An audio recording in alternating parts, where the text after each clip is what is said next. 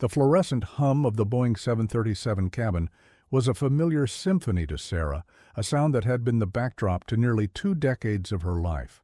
At 38, her uniform, crisp blue and seemingly flawless, belied the quiet fatigue etched around her eyes. She moved with an almost ethereal grace, a seasoned veteran of the skies. But today, a silent battle was brewing beneath her perpetually cheerful facade. The late afternoon light filtered through the small oval windows, cast long shadows as the plane sat stubbornly on the tarmac at JFK, an hour past its scheduled departure to Los Angeles.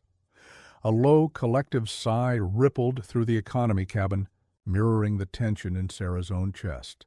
She navigated the narrow aisle, her smile a professional mask, as she offered pre-flight drinks. The air, thick with the scent of stale coffee and nervous anticipation, felt heavier with each passing minute. In the last row, a quartet of young men, barely out of college, their voices already hoarse from pre-flight celebration, had appointed themselves the unofficial entertainment committee. "Excuse me, ma'am," one of them drawled, his tone dripping with mock politeness. "Can I get another ginger ale, and maybe a smile that isn't so practiced?" His friends snickered, their eyes daring her to react. Sarah's grip on the beverage cart tightened imperceptibly. The heat crawled up her neck, a familiar flush of indignity, but her smile remained a testament to years of self-control. "Of course, sir. Right away," she replied, her voice smooth as silk, devoid of any discernible emotion. Mark, her senior colleague, a gentleman with silvering temples and eyes that held a lifetime of understanding, caught her gaze from the galley. He offered a subtle, reassuring nod, a silent acknowledgment of the thankless moments they often endured. As the engines finally roared to life, pushing the massive aircraft down the runway, Sarah took a deep, steadying breath. She pressed her forehead against the cool surface of the galley wall for a moment, the vibrations from the accelerating plane a grounding force. She was more than just a server, she was a first responder, a calming presence, a guardian of the skies. The disrespect stung, yes, but there were far greater responsibilities ahead. A young mother in row 12 was struggling to soothe her inconsolable infant. A harried business traveler in row 5 was already immersed in his laptop, his face illuminated by the screen's pale glow. And somewhere in first class, undoubtedly, a passenger was already contemplating their next bespoke request. Sarah straightened her uniform, her shoulders squared. The journey had just begun. In the plush, quiet confines of first class, far removed from the low-level hum of the economy cabin, Michael Sterling observed the world through the detached lens of a seasoned entrepreneur. At 55, his tailored suit fit his athletic frame perfectly, a subtle testament to a man who maintained his discipline in all aspects of his life. His sharp, intelligent blue eyes, often narrowed in intense focus during business dealings, now held a glint of idle curiosity. As he watched the economy cabin through the open curtain, he had built Sterling Innovations from a modest startup into a global powerhouse. A journey that demanded not just intellect, but an almost intuitive understanding of human behavior. He'd noticed the crude gestures, the whispered taunts from the back of the plane towards the flight attendant, Sarah. It wasn't blatant aggression, but a insidious, chipping away at her professionalism designed to provoke. He saw the subtle stiffening of her shoulders, the momentary tightening of her smile, the almost imperceptible flicker of frustration that she so expertly concealed. Michael often found himself reflecting on the irony of modern service industries. Those who provided comfort and safety were frequently met with disdain. His own mind was usually consumed by the intricate details of multi-million-dollar deals, a complex negotiation waiting for him in downtown Los Angeles. Yet, today, a different current flowed beneath the surface of his thoughts, a faint echo of his own arduous climb from obscurity, a memory of a time when he too was overlooked and underestimated. As the flight leveled out at cruising altitude, The young men's behavior escalated from irritating to outright provocative. Now their mocking laughter echoed a little louder, their comments about the help clearly intended to be overheard. One of them, ostentatiously stretching his legs into the aisle, nearly tripped Sarah as she passed by, forcing her to swerve, to avoid him. A sharp intake of breath escaped her lips before she steadied herself, her face betraying nothing. Michael watched as she retreated to the galley, taking a deep, almost shaky breath before resuming her duties. He saw the genuine warmth she extended to the crying baby's mother, the patient, reassuring tone as she explained the lack of a specific meal option to an elderly passenger. Her unwavering professionalism, despite the deliberate provocations, struck him as remarkable. He leaned back in his seat, a nascent thought, distinct from any business calculation, beginning to coalesce in his mind. The cabin lights had been dimmed for a few hours, casting a soft, ambient glow over the sleeping and entertained passengers. The steady hum of the engines was a hypnotic lullaby, broken only by the occasional rustle of blankets or the quiet click of a seatbelt. Sarah, moving quietly through the aisles, collected empty meal trays from the economy section. As she approached the final row where the young men were still huddled, one of them, his eyes glazed with a mixture of boredom and too many drinks, extended his hand deliberately and, with a casual flick of his wrist, sent his empty plastic cup of water tumbling to the floor. It landed with a soft, wet splat, spreading a small, growing puddle across the carpet. "Oops, guess I'm a little clumsy," he drawled, a smug grin plastered across his face. His friends snickered, their eyes daring Sarah to react. Sarah froze. The mundane act of cleaning a spill suddenly felt monumental, a symbol of every petty indignity she had ever endured in this uniform. Her internal world roared, a whirlwind of frustration and exhaustion. For years she had mastered the art of passive resistance, the polite smile that shielded her true feelings. But something snapped, not in anger, but in a quiet, unwavering resolve. She straightened to her full height. Her eyes, usually soft, now held a steely glint. Her smile was gone, replaced by an expression of calm, undeniable authority. "Sir," she said, her voice clear and steady, cutting through the hushed cabin like a bell, "that was intentional. I am here to ensure your safety and comfort, and I expect the same level of respect in return. This is not a game." The young man's smugness evaporated, replaced by a flicker of surprise and discomfort. His friends, sensing the shift in the atmosphere, went quiet, their eyes darting nervously between Sarah and their suddenly sheepish companion. The cabin, previously a low drone of white noise, now seemed to hold its breath. Sarah then calmly bent down, her movements precise and deliberate, to retrieve the cup and clean the spill with a napkin. As she rose, a shadow fell over her. Michael Sterling stood beside her, having quietly emerged from first class. In his hand, he held a crisp white napkin, a small gesture that spoke volumes. "Excuse me," Michael said, his voice deep and resonating, carrying an undeniable gravitas. He addressed the young man directly, his gaze unwavering. "There's absolutely no need for that kind of behavior.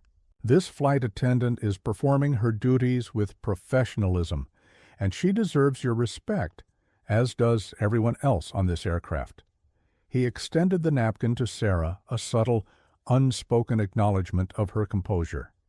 The young men, completely caught off guard by the unexpected intervention of a man who exuded an air of quiet, formidable power, looked visibly uncomfortable, their bravado deflated like a punctured balloon.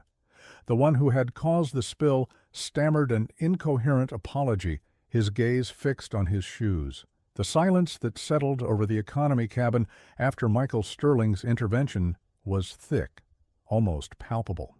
The young men, thoroughly chastened, avoided eye contact, their earlier boisterousness replaced by a palpable awkwardness. Sarah, still processing the sudden shift in the dynamic, offered Michael a small, heartfelt nod of thanks. He returned. her gaze with a reassuring, almost empathetic smile before turning to retreat to the quiet sanctuary of first class. However, just before he passed through the curtain, he paused, turning back to face her. "Excuse me, miss," Michael said, his voice now softer, more conversational. "I'm Michael Sterling. Would you be so kind as to spare a moment for a word with me in the galley when you have a chance?" Sarah, still a little stunned by the unexpected turn of events, simply nodded a silent yes. A few minutes later, after ensuring the cabin was settled and quiet, she joined him in the small, functional space of the galley. The aroma of brewing coffee mingled with the faint scent of recycled air. Michael, leaning casually against a counter, spoke in a low, respectful tone, his eyes reflecting a genuine curiosity. "I've been observing your exceptional professionalism throughout this flight, miss." "Sarah," she supplied, a faint blush rising. "Sarah," he repeated, "it's truly commendable, especially given the unfortunate circumstances earlier. Your composure under pressure is remarkable." He paused, his gaze thoughtful. "I'm the CEO of Sterling Innovations. We're a company that thrives on problem-solving and nurturing talent. I often find that the most valuable skills aren't always found on a resume.